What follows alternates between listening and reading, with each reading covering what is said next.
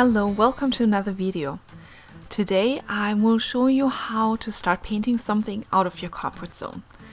I will show you how to lay a watercolor pencil to build up colors.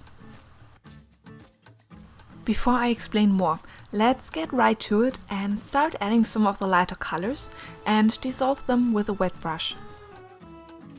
I will let you in on a little secret. Often artists on YouTube create a practice piece before they actually film the video. For this video I skipped the practice piece. I want today's video to be realistic and show you how to build up colors when you are working on a new piece, maybe with new supplies or pencils, or just on a new subject, out of your comfort zone. Experimenting and trying new things is fun and helps your progress to improve your artwork. This video will show you how I paint a flamingo for the first time, with watercolor pencils from a set that I have not really used before, with colors I usually don't use. Looking back at it, I used a lot more layers in the practice piece than I would have used creating this painting a second time for the camera. My brushstrokes were not confident and I was not sure on how strong these colors are and how to best blend them. That is part of the process of painting new things, and I think it is exciting to figure out how to do new things. For this painting I'm using 4 colors: a light peach, bright orange, a red orange and black. Since I had them available, I also used some yellow and light brown for the eye, but you can skip these and just use orange. When working on something new without testing the supplies first, it is important to start gentle. I start out by using less of the watercolor pigment because I'm not sure how strong it will be once it's activated. Adding more is always possible. I use the lightest color, peach, first, and every time I introduce a new color, I start gentle on the pigment as well. After I activated the first bit of orange, I can see how strong it is and decide to use it as an underwash. This establishes the mid-tone of this painting and makes it easier to add the next layers. I make sure to leave out the peach colored highlights, but I have to re-wet these areas to avoid watermarks. When I start adding the red tone, I add it in layers as well. The first layer has less pigment. This leaves the maximum strength of the pencil or the maximum darkness unused and reserved for the shadows. My shadows will appear a lot darker when I use the darker pigment exclusively for shadows.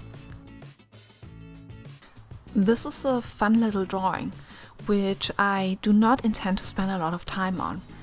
But if you truly want to be prepared to create an amazing piece of artwork, I suggest to check out the video that I link on the top right corner for you, in which I explain in detail the process of testing and choosing your colors. Using light colors for highlights is sometimes easier than leaving a highlight completely white. This is the reason why I chose the peach color for the highlight. The white background can make it hard to see highlights, especially when there is a soft transition from the white highlight to the white background. After adding some of the reddish color, it became easy to see that the orange base color really needs to be intensified, so I add another layer. This is typical when you paint something without testing the colors first. And this is what I meant earlier when I said that I would have needed less layers if I painted this flamingo again.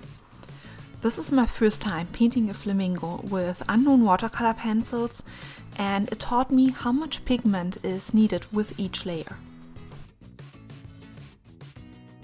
I also learned that I can save some time by adding some of the reddish pigment to this layer, mixing the pigment on the paper as I activate the watercolor pencils. Keep their distribution in mind, like where the shadows are. Since I'm not using a lot of water and because of the warm summer temperature, the drying time is short. Adding the next layer too soon to the wet paper can break the paper, since the watercolor pencil can be quite sharp. While the watercolor is still wet, I can use a damp brush to soften the transition to the body and wing. I pull some pigment out in that direction and I lift some pigment there. Never do this with a wet brush, as dropping in water will cause blooms. Blooms are really cool, but you need to be in control of their positioning when you use them. I wait for the painting to be completely dry before I make changes or corrections to the watercolor.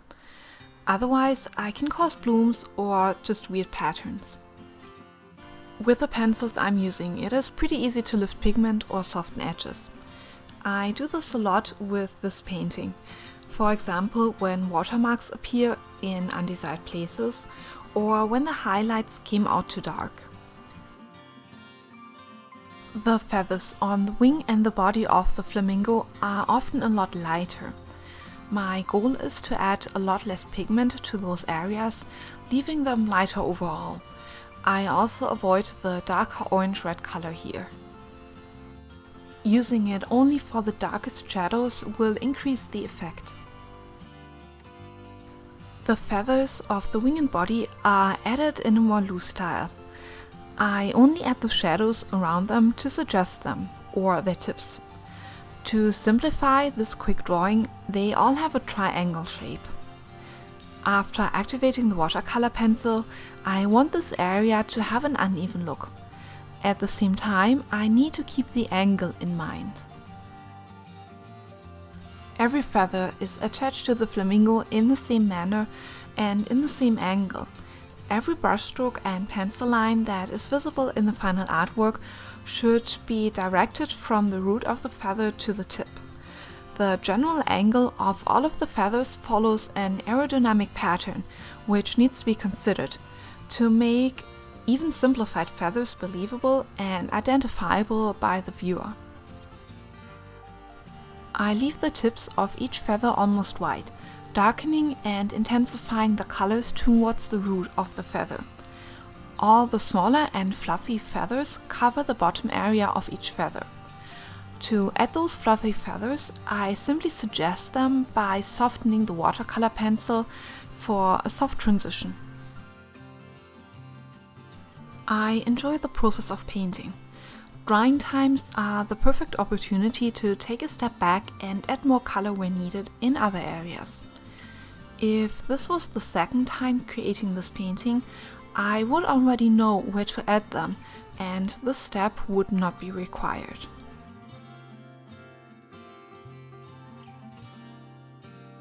Adding color to the beak is always tricky. It needs to have the perfect intensity in relation to the rest of the painting and later to the black accents.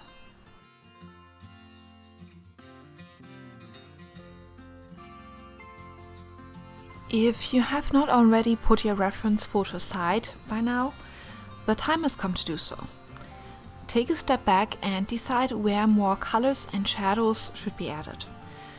To add some more contrast to the wing and feathers, I ended up adding a little bit of orange-red to emphasize the feathers and the shadows. I also take some pigment directly off of the pencil with a wet brush to add some intense pigment to some areas.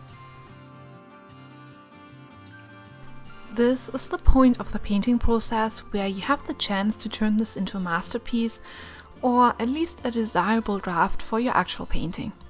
You can try new things and love them, or leave them out for the next one.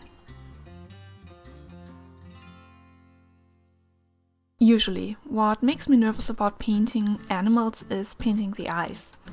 Here it was the beak. The shape and shine need to be perfect for this painting to make sense. Also, how do you suggest highlights with black watercolor? I decided to simply use more or less pigment and see what it looks like, and I think it came out decent. I also worked in 2 layers to make it easier on myself to create a gradient.